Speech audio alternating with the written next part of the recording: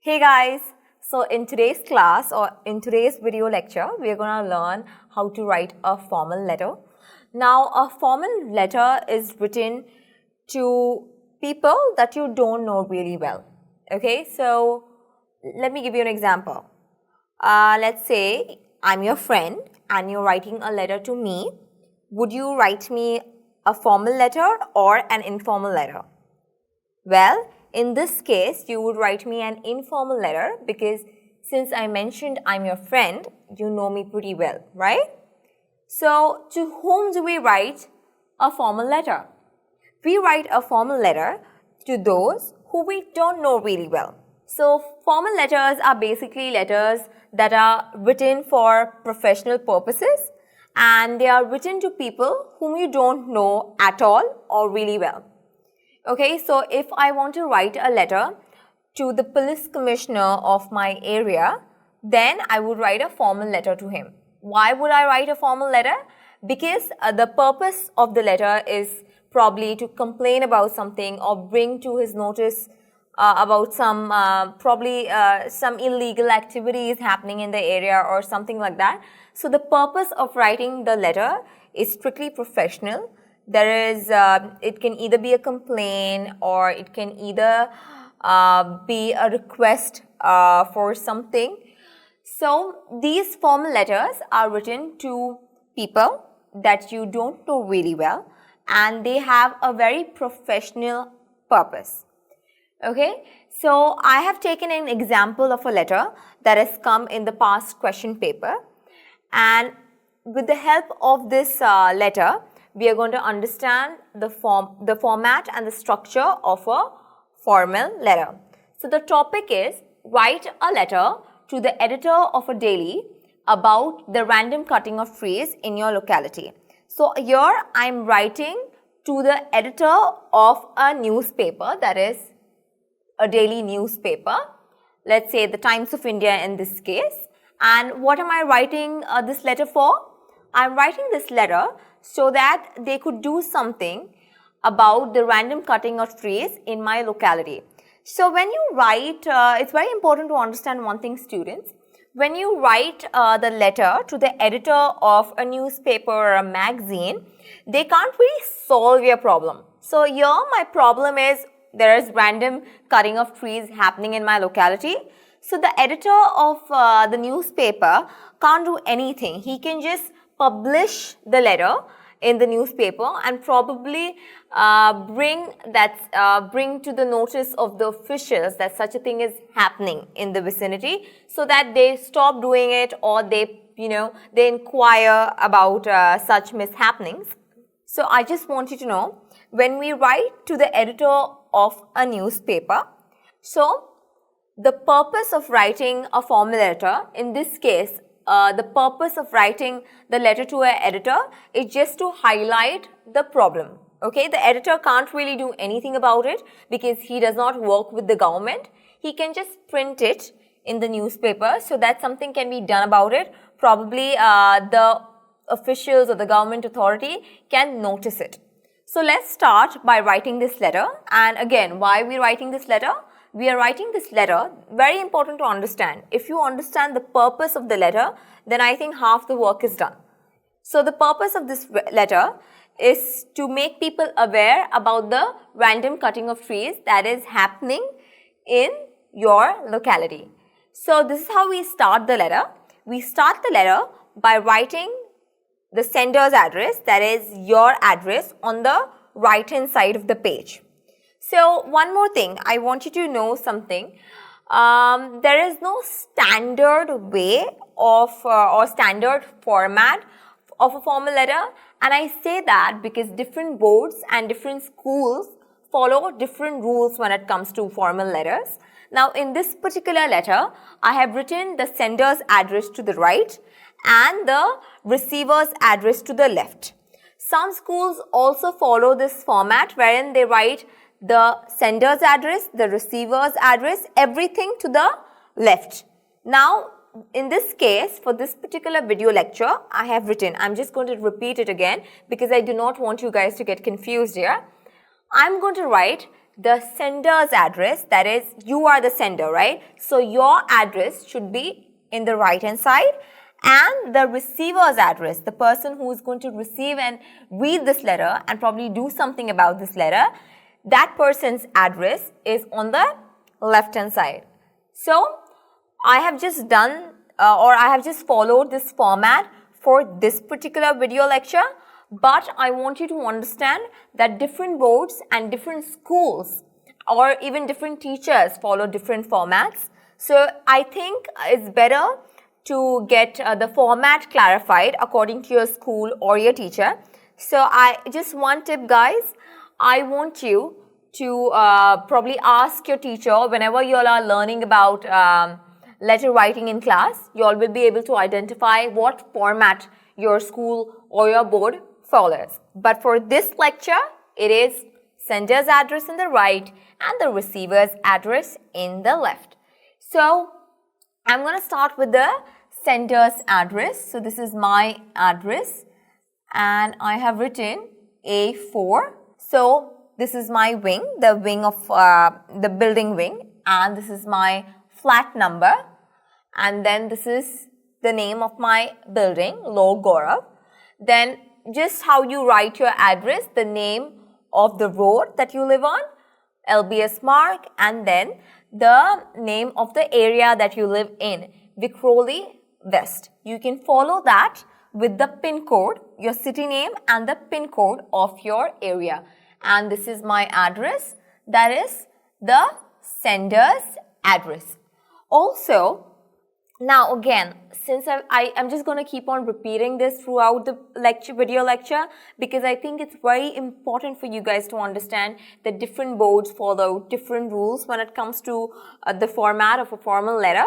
But for this particular video lecture, I'm going to write the date right below the sender's address. Now, it's up to you. You can either leave a line after this or you don't leave a line. It's entirely up to you and your teacher. Okay, just ask her if in the exam she wants you to leave the line, or you can just write it below the sender's address. So here I'm assuming I have left a line. I prefer leaving the line because I feel it just looks a little more cleaner. So here we have the date, which is the 26th of March 2007. Now this is the standard way of writing the date. Again, many people can also write March 26, 2017. Again, depends on your school and your board. But I am just going to follow this standard way of writing the date and the address. So sender's address, and right below that we have the date on which you're writing the letter. So this is the date. Okay, and if you all want, you all can leave a line after that. I suggest it's important for you guys to leave the line because it just looks cleaner, the letter.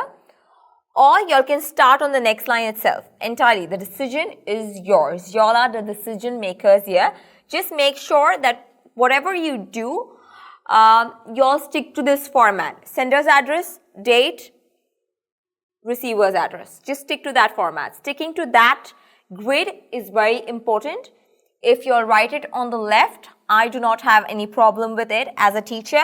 But if your board follows the sender's address on the right, then follow that, stick to that.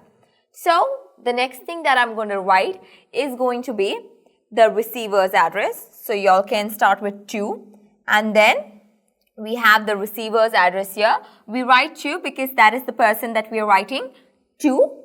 So we have the editor of the Times of India. This is the road where their office is located, which is DN Road. And then I follow it with the name of the city and the pin code. So we are done with the sender's address, the date, as well as the receiver's address. And all of these things put together, all of these things, that is sender's address, receiver's address, and date, all of them together is known as the heading of the letter. Okay, so the heading consists of the sender's address, the date, and the receiver's address. So we are done with the heading of the formal letter. Now let's move on to the next parts of a formal letter. So I do not want you guys to get startled by what's written on the board.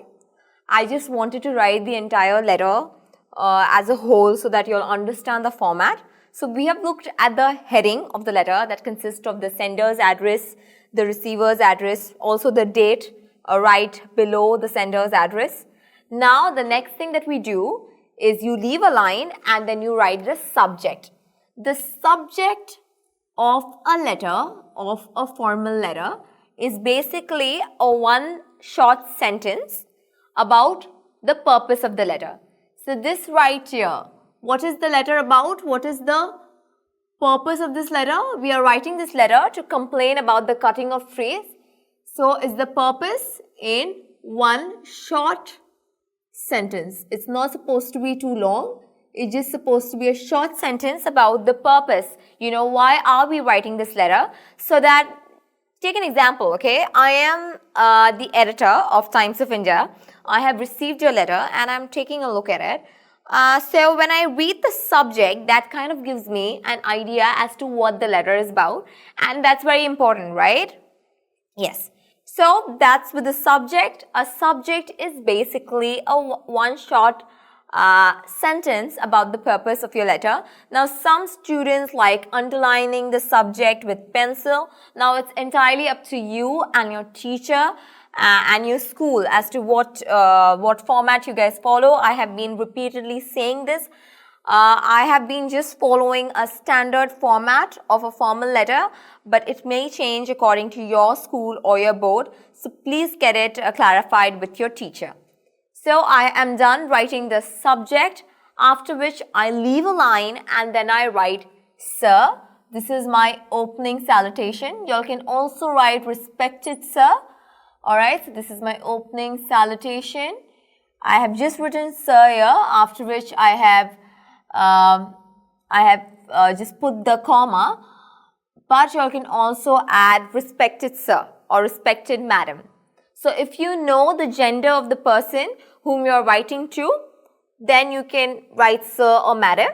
But here we do not know the gender of the editor that we are writing to. So in this case or in such cases, we stick to sir. So put a comma and then on the next line you leave an indent, some space, and then you start with the introductory paragraph. Okay, the introduction. So we have the introduction here, the main body of the letter, and then we have the conclusion. So it's very simple. In the introduction, what I do, I basically introduce myself. You know, who am I that is writing this letter to you? So you introduce yourself and also introduce yourself. So I'm just going to write this down. And you also state the purpose. You've already stated the purpose in one line in the subject, but you further just add something. You know, you state the purpose here in detail. Like, so, okay, I'm just going to write this down here in detail. So here in the letter, the name of the sender wasn't given. In some question papers, the name of the sender is also given in the topic or in the question. So I'm just assuming that my name is Varsha or Varun, depending on whether I'm a girl or a boy. But you can also mention XYZ or any other name. Again, depends entirely on the teacher and your school. So I'm just going to start with I am Varsha Varun. So basically, I've introduced myself to the editor. And who am I? Who am I, right? So I am a resident of Vikhroli West. Through your esteemed daily, I wish to inform the concerned authorities that there has been a rapid increase in cutting of trees in the vicinity of the Godrej company in Vikhroli. So what have I done here? I have introduced myself. Hello, editor. I am Varsha. I am a resident of Vikhroli West. Okay, so I mentioned in the address, right? My sender's address had Vikhroli West. Now, I am writing a little bit about the purpose. Now, what is the purpose of writing this letter to you? Through your esteemed daily, through your newspaper, I wish to inform the concerned authorities. It can be the municipal corporation, the government authorities involved in taking care of the trees, that there has been a rapid increase. They are cutting trees left, right and center. And where is it happening? It's happening in my vicinity, in the areas around me, around the Godrej company in Vikhroli. So this is what I've done in the introductory paragraph, or in the introduction. I have introduced myself and I have given some detail about what is exactly happening, about the situation. So I'm done with my introduction now.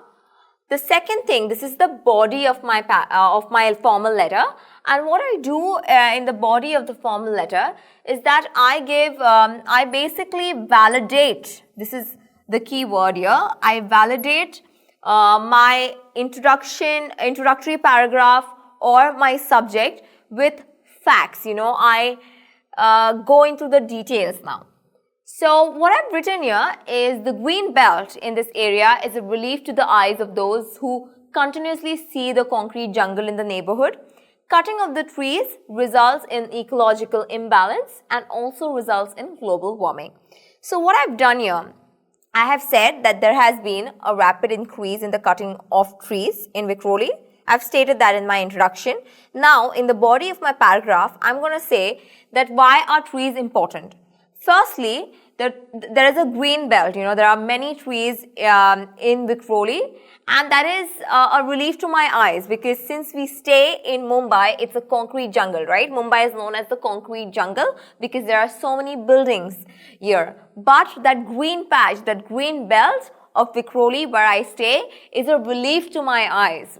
So it's very important for it to be there, because trees are not only important for the environment, but also most importantly, they are super important for us, because the air that we breathe in is all thanks to the trees, right? So, and they also have a soothing effect. I have mentioned that, that the green belt in this area is a relief to my eyes. They serve, or they have a soothing effect on me, because every day, throughout the day, I'm probably going to work. I see these big buildings, and that's the concrete jungle. But when I come back home or in the morning while having my morning tea, I like to take a look at this green belt, and that is really a relief to my eyes. And most importantly, I mentioned that cutting of trees results in ecological imbalance. It affects the environment and it also leads to global warming. So what have I done here? I have validated why my letter is important, because cutting of trees leads to global warming. And cutting of trees leads to ecological imbalance. Okay, it degrades the environment. So therefore, this letter is important, and whatever is happening, the cutting of trees that is going on in Vikhroli West, it's important for you to put this in your newspaper, because the authorities need to do something about it. So I have validated my introduction and my subject in the main body of my formal letter. Now, in the last part, that is the conclusion, what do? I reinstate. Okay, I reinstate my main point. I mention what the letter is about again, and I request the editor to probably publish it in the newspaper or do something about it. I, on behalf of the residents of this area, request you to kindly take immediate action to restore the greenery of this region. So what have I done here? I have reinstated. I have mentioned it again that I request you to kindly take immediate action, and I mentioned that please restore the greenery of this area. And so here, through this particular clause here, I have reinstated my subject, that is cutting of trees. So I have requested the editor of the newspaper to take some action to publish it in the newspaper and to take some action about this. So here the action means simply publish this article or letter in the newspaper so that the authorities, the actual authorities, can do something about it. So what have I done in my conclusion? I have basically reinstated, I've repeated what this letter is about. So this ends the body of the letter. Then we have thanking you that you're supposed to write here, and then you'll leave a line, or entirely depends on you. You do not leave a line. So you'll start with the closing salutation here. So this year, yours sincerely is the closing salutation. You can either write it on the next line after thanking you, or you can leave a line. You can ask your teacher.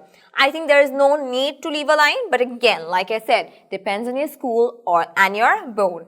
So this is my closing salutation, which is yours. Now, a common mistake that students make is they put an apostrophe after the R. So they put an apostrophe S here, but this is not how it's supposed to be written. This is not right. It's yours without the apostrophe S. So it's yours sincerely, comma, and then we have your name. Okay, so it's Varsha or Varun, or it can also be XYZ if the name is not given. And in some cases, people also put their designation here. So you can probably put what you do or what your occupation is, but this is entirely optional, and if it is given in the letter, then mention it. Otherwise, you can also leave it, and this your name acts as the signature in the letter. So we have the closing salutation here. So now we have taken a look at the format of a formal letter. Let me quickly make you go through it. First, we have the sender's address. Depending on your school, I'm repeating this for the 100th time, but depending on your school, it can either be on the right or the left. So, sender's address, then we have the date, then we have the receiver's address, after which we have the subject line, very important. Subject line is basically one short sentence about the purpose of your letter. Then we have the opening salutation, respected sir or just sir, followed by the next line will be the introductory paragraph, wherein you just introduce yourself and briefly mention what the letter is about. Then we have the main body of the letter, which has, wherein you validate what you've written and you give examples, you state facts so that the editor or whoever it is that you're writing to understands why this letter is important. Then finally, we close or conclude the letter. So by reinstating what the letter is about, also request the authority to do something, to take some steps, or to take some action about what the letter is about. And finally, we just say thanking you. Then we have our closing salutation, which is yours sincerely or yours faithfully. Then we have your name, or it can be XYZ. And then finally, that ends your letter. So that is, my friends, the format of a formal letter. So until next time, guys, happy learning.